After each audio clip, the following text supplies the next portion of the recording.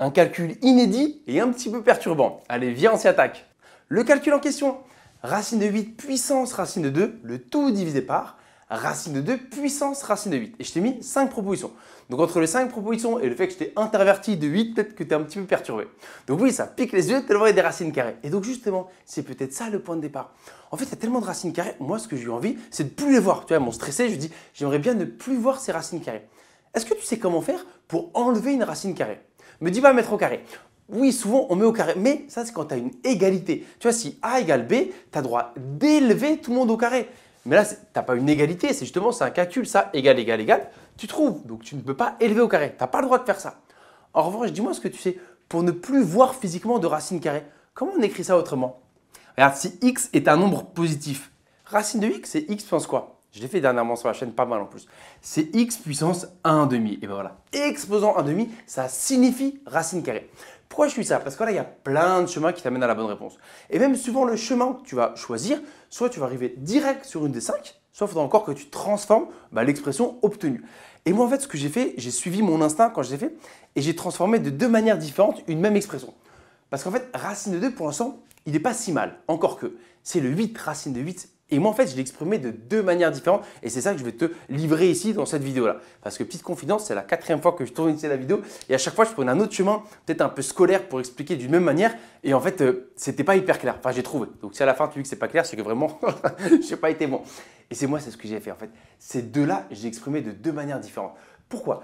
Parce que avant de te dire comment je l'ai exprimé, il y a besoin de maîtriser la propriété des puissances très utile quand on est puissance 1,5. Est-ce que tu la connais? Oui, tu la connais. Juste, tu ne savais pas que je parlais de celle-là. En fait, quand tu es en mode puissance de puissance, tu multiplies les exposants.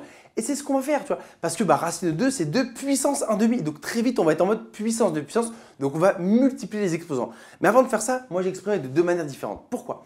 Parce qu'en fait, ce 8-là, j'ai dit que c'était 2 au cube. 2 fois 2 fois 2, ça fait bien 8. Donc lui, je l'ai remplacé par 2 au cube. Ensuite, comme il est sous une racine carrée, autrement dit, il est puissance 1,5, tac, je vais avoir 2 à une certaine puissance. Et donc c'est cool, j'aurai plus que du 2 au numérateur. Et en bas, en fait, ce 8-là, ce n'est pas le 8 que j'ai transformé, c'est le racine de 8. À quoi est-ce que c'est égal racine de 8?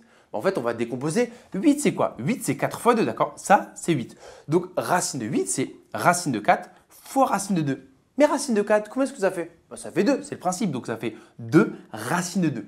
Donc, en fait, tu vois, celui-là, comme il était à l'exposant, le transformer encore en mode puissance, ça faisait lourd. Tu vois, ça que je disais, l'instinct de la résolution.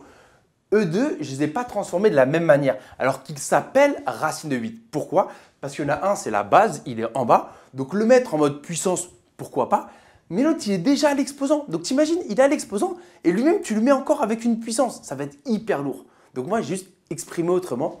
Racine de 8, je l'ai écrit comme ça. Et donc ça a été ma première étape. Le premier 8 est devenu 2 au cube et je lui ai laissé sa racine carrée, alors que le second, c'est racine de 8 qui est devenu 2 racines de 2, comme on l'a fait ici. Et une fois qu'on a là, pourquoi c'est sympathique? Parce que maintenant, je vais faire apparaître le fait que racine, c'est puissance 1,5. Donc tu vois, ici, je vais faire apparaître le puissance 1,5 et ensuite cette propriété-là. Et pareil pour ici. Mais je vais quand même faire un zoom pour être sûr que tu me suives bien.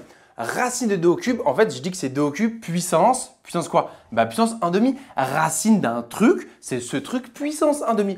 Or, puissance de puissance, on multiplie les exposants. Donc, ça fait 2 puissance quoi? Tu multiplies 3 fois 1,5, 3 fois 1, 3, ça fait 3 demi. Ah oui, donc en fait, ça fait 2 puissance 3 demi. Et en bas, comment écrire autrement cette expression-là? En fait, je décompose d'abord le racine de 2. Racine de 2, je dis que c'est 2 puissance 1,5. Ça, c'est racine de 2. Or, le tout le racine de 2 est exposant de racine de 2. C'est pas très joli, mais c'est comme ça. Et là, je suis à nouveau en mode puissance de puissance. Que se passe-t-il quand je suis en mode puissance de puissance? On multiplie les exposants. Et dis-moi que tu le vois. Ça fait 1,5 fois ça. 1,5 fois ça. Dis-moi que tu le vois. On barre les deux. Ça fait 2 puissance racine de 2. 1,5 fois ça, je barre les deux. Il reste juste racine de 2. Ah ouais, c'est un petit peu moins moche. Donc en fait, déjà, attends, regarde. Tout le dénominateur, voilà ce qu'il vaut. C'est sympathique. Et en haut, c'est pas fini parce que c'est juste cette racine-là que j'ai écrite comme ça. Et donc, voilà où on en est. Tu vois, le dénominateur est devenu plutôt sympathique, 2 puissance racine de 2. Et au numérateur, j'ai encore un petit truc un peu embêtant. Mais pas tant que ça. C'est cette propriété qu'on utilise le plus.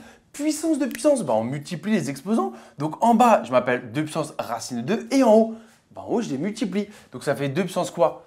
3 demi fois racine de 2. Donc, ça fait 3 racine de 2 sur 2. et dis-moi que c'est terminé. En fait, moi, c'est ça ma stratégie. Quand j'étais ici, comme je connais mes propriétés sur les puissances, tu vois, ce sont mes amis, je sais que ce qui est sympathique, c'est avoir en fait la même base, le même nombre sous l'exposant. Donc, je me suis dit, si j'arrive à avoir juste 2 puissance un truc, 2 puissance un truc, je gagne. Pourquoi? Parce que ça, c'est précisément une propriété du cours. Quand tu as un quotient de division et tu as le même nombre sous l'exposant, eh ben on le conserve et on soustrait les exposants à puissance n-p. Donc quand tu es ici, à quoi est-ce que c'est égal? Tu conserves les deux et tu soustrais les exposants. 3 racine de 2 sur 2 moins racine de 2. Voilà ce que ça fait. Et donc finalement, on est juste amené à faire ce calcul-là.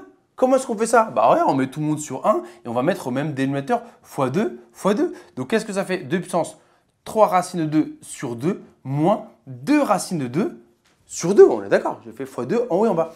Et là, pourquoi c'est cool? Parce qu'en fait, c'est comme une addition de fractions. Je conserve le 2, tout le monde est sur 2. Et au numérateur, 3 racines de 2 moins 2 racines de 2. On peut le faire parce que tout le monde est sous racine de 2. C'est comme si tu avais 3x moins 2x. 3x moins 2x, il reste 1x, il reste x.